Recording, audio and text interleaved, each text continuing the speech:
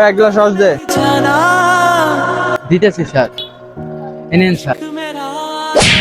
তোর কত বড় সাহস? কি হয়েছে ভাই? আর ঠাপ্পা মারলেন কেন? আর কত বড় সাহস ওই বাম হাত দিয়ে রস দেয় আর ফকিরের বাচ্চা। বাম হাতে গেলাম ছিল কি?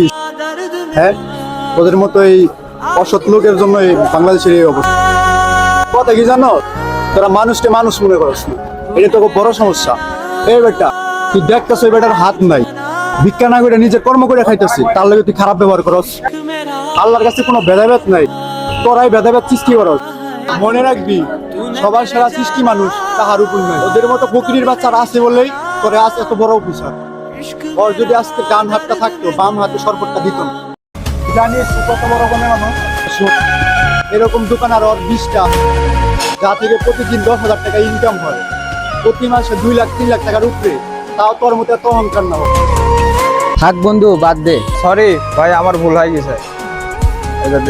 থাক ভাই, রাখো। ভাই ভালো থাকবেন।